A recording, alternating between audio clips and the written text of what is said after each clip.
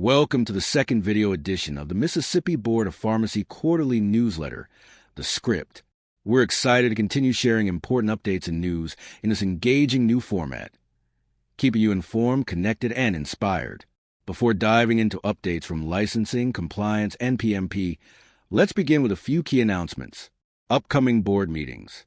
Mark your calendars for the upcoming Board of Pharmacy meetings at our office, located at 6311 Ridgewood Road, Suite E, 401 Jackson, Mississippi.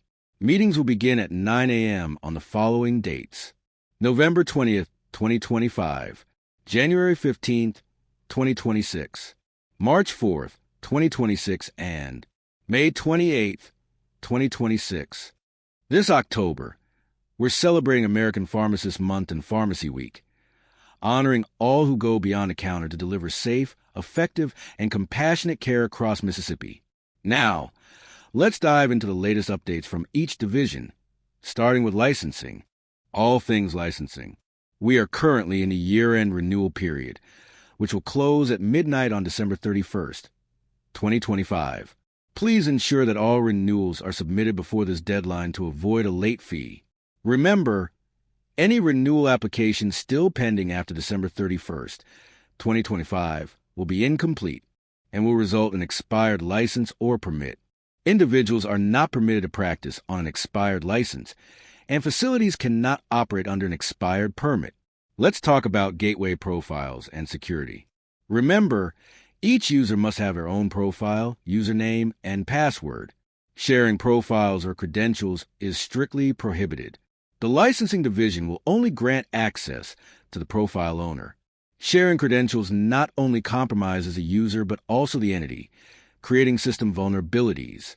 In the event of malicious activity, accountability becomes challenging to ascertain. These measures are designed to protect both individual users and the facility's information.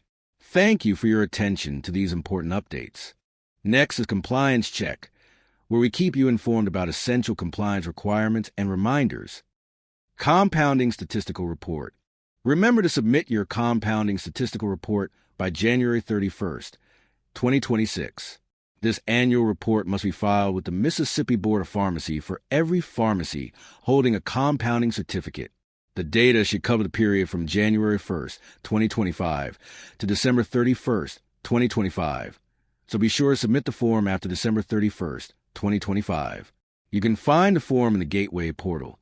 Instructions will be available starting in January.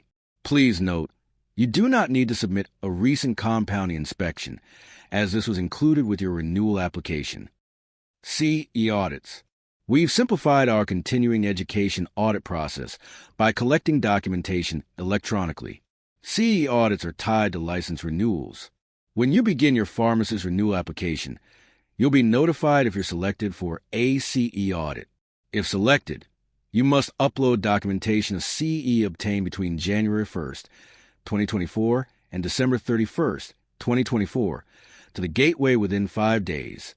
Timely submission is essential to avoid disciplinary actions. Here are some reminders. Only those with active registration or license status can access the pharmacy dispensing area. Performing or observing duties without active status is prohibited. Verify the status of any technician, pharmacist, or student via the licensing verification search page, not the Gateway. All pharmacists and pharmacy technicians must update their Board of Pharmacy profile with any employment or home address changes within 10 days of the change.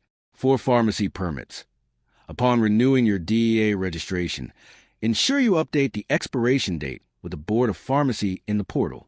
Stay compliant and keep all your documentation current.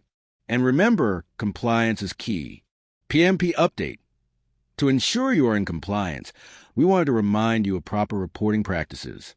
You should never use a false DA number when reporting a controlled substance. Make sure your facility is not sending these prescriptions without a valid DA. For example, do not rely solely on an NPI or state license.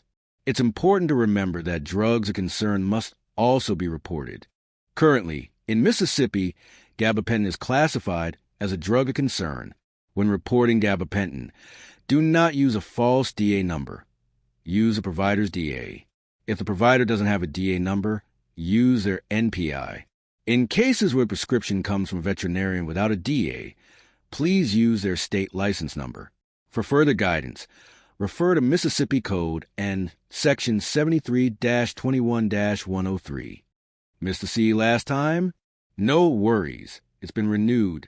Watch for the link from Mississippi PMP to access it. Earn 1 complimentary hour of ACP continuing education, absolutely free and open to pharmacists and pharmacy technicians nationwide. Created in partnership with the National Association of State-Controlled Substances Authorities and 12 prescription monitoring programs. This course highlights how pharmacy data entry impacts PMP accuracy, clinical decisions, and data analysis. It's a quick, valuable way to refresh your knowledge and strengthen your practice. Don't miss this opportunity. Additionally, we would like to remind all users that sharing or forwarding PMP reports to any entity or individual is strictly forbidden. Thank you for tuning in to this quarter's updates. We hope you enjoyed the video format of the Mississippi Board of Pharmacy newsletter. For a deeper look into this quarter's topics, be sure to explore the PDF version of our newsletter. It includes expanded details and additional insights beyond what's covered in the video. Stay connected with us throughout the year by following the Mississippi Board of Pharmacy on Facebook, LinkedIn, Twitter, and YouTube for ongoing updates and important announcements.